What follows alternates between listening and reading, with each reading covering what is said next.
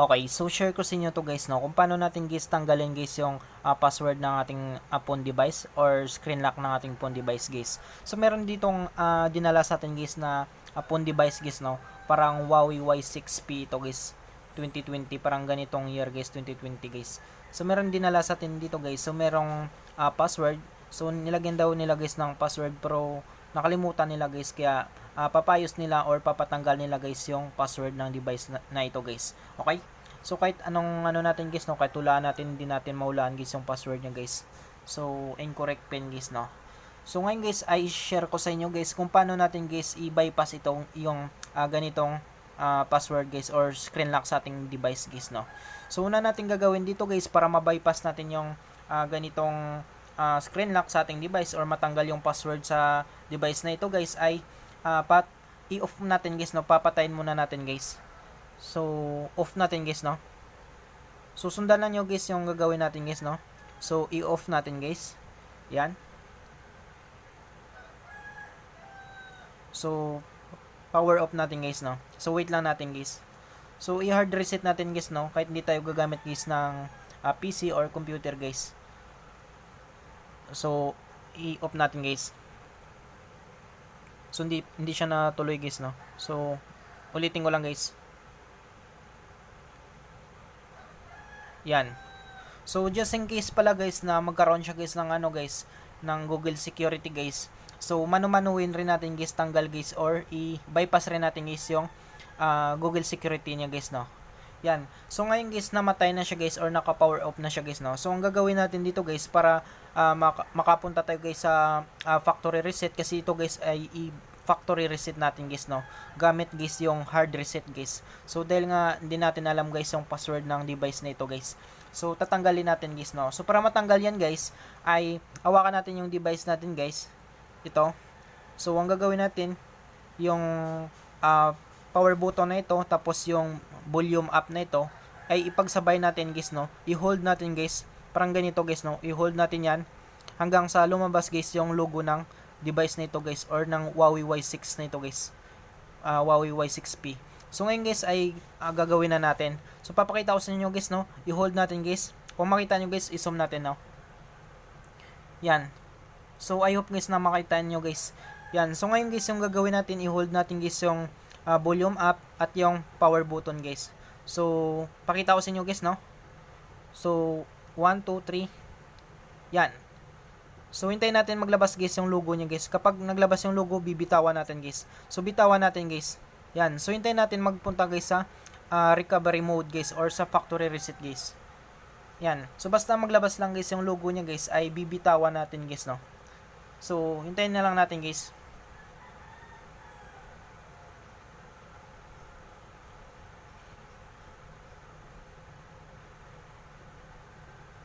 So sana guys ay wala siyang ano guys, no, Google Security guys. Yan. So kung makita nyo guys ay nandito na tayo ngayon guys sa recovery mode guys, no. So ang gagawin natin dito guys ay pipiliin natin dito guys yung clear data guys. So zoom natin guys, no. Yan. So kung makita nyo guys, i-touch lang nyo to guys. I-click lang nyo guys yung clear data na ito guys. So click natin guys yung clear data. Yan. So makita natin dito guys yung factory reset guys, no. So ito yung kailangan natin guys, yung factory reset guys. So ngayon guys, i-click natin guys yung factory reset guys. Yan, so wait lang guys, no. So click natin yan. So pagka-click natin yan dito guys, ay may lalabas dito guys sa taas. Enter the word yes, then touch the button below to confirm the factory reset. This will wipe all user data on this device. So yun nga guys, no, lahat ng data natin guys ay mawawala guys, no. Kumbaga mapoformat ito guys yung device na ito guys kapag na factory reset natin guys. So kailangan lang natin guys i-type guys yung yes para ma-confirm natin guys yung factory reset. So click natin guys yung yes. So yes. Yan. Tapos click lang natin guys yung factory reset guys. Kapag na-type na natin guys yung yes na yan guys, no. Yan siya guys. Pakita ko sa inyo ulit guys. Yan. So i-type lang natin guys yes guys, no. Yes. Tapos click natin guys yung factory reset guys. Yan. So click natin factory reset. Yan. So, magbibilang yan siya guys. Hintayin lang natin mag 100% guys, no? Yung factory reset niya guys. So, kung makita naman nyo guys, gumagalaw siya guys, no? So, hintayin lang natin mag 100% guys. Yan. So, nag 100% na siya guys, no? So, kapag nag 100% na yan siya guys, so, i-click natin ngayon guys yung itong back na ito guys, no? Click natin guys yung back. Yan. So, pagka-click natin guys ng back guys, i-click naman natin guys yung restart na ito guys, no? So, click natin guys yung restart. Yan. So, wait lang natin guys, no? So, mamatay na yan siya guys. Babalik yan siya guys ulit guys sa logo guys, no? So, hintayin lang natin guys hanggang mag-open guys, no? So, just in case lang guys, no? Na magkaroon siya guys ng Google Security, ay ibabypass na rin natin guys gamit yung FRP guys, no? So, antayin lang natin guys hanggang sa yun. Hanggang sa babalik siya guys sa default guys, no? So, parang bagong bili natin guys, babalik siya sa unang-una guys. So, wala siyang password guys or kahit screen lock guys, no? Na-remove na siya guys kasi yung ginawa natin guys ay na factory reset natin guys or na format guys. So, kapag merong nakasalpak dito guys na Google account or naka-sign in dito ay automatic guys, no? Magkaroon siya guys ng Google Security guys. So, sana guys walang nakasalpak dito guys na Google account guys para hindi siya magkaroon guys ng Google Security guys, no? Yan. So, antay-antay lang natin guys.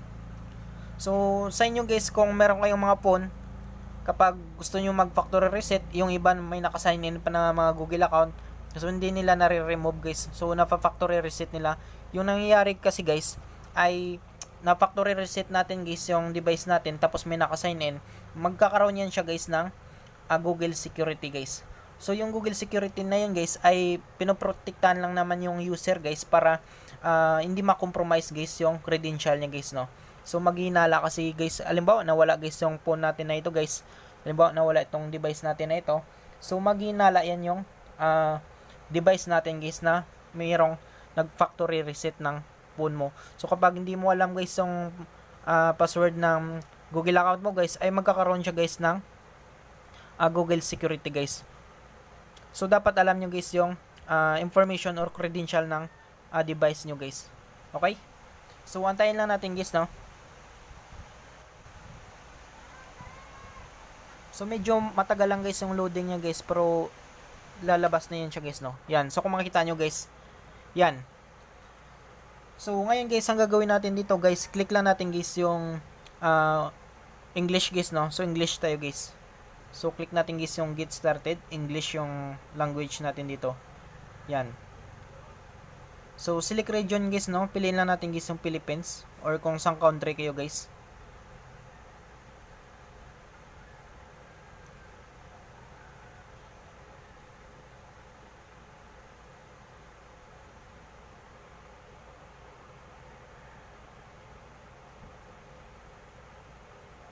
So, ito siya guys, no? Philippines ito guys. So, click natin guys yung Philippines. Yan.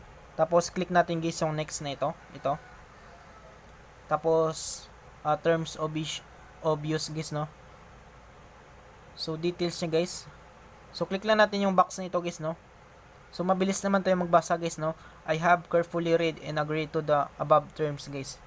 So, basa-basahin lang nyo guys yung end user license agreement niya guys, no? Dito sa details guys. So, kayo na lang bala guys, no? Medyo madami ito siya guys. So, kayo na lang bala mag-intindi nyo ito guys, yung end user license agreement na ito guys. Tapos ito guys, yung basic service statement. So, kayo na lang bala dito guys, no? Magbasa-basa nito guys. Yan.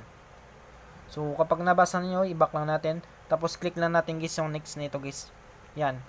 So, insert SIM. So, wala pa tayong SIM card guys, no? So, click lang natin guys yung skip guys, no? Yan. So, mag-connect tayo sa Wi-Fi. So, skip lang muna natin guys. So, parang wala siyang ano guys, no? Google Security guys.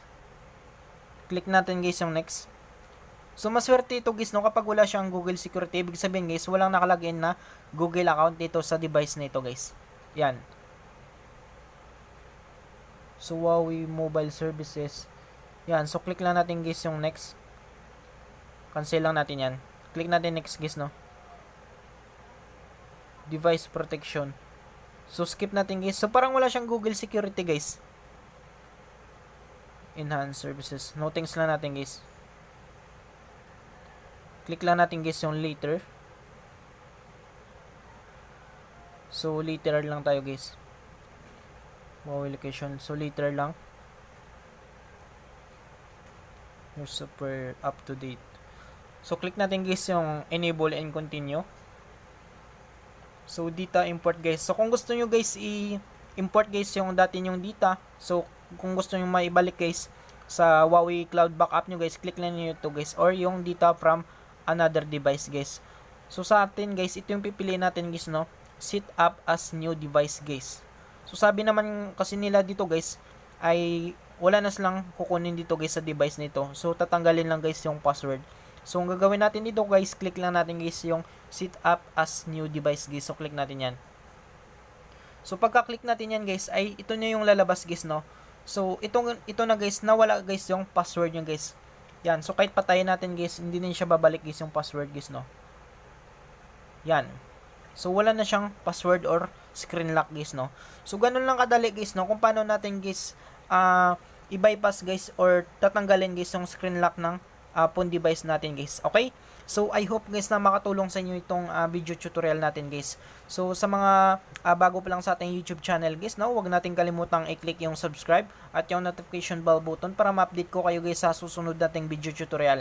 Thank you guys and God bless sa lahat.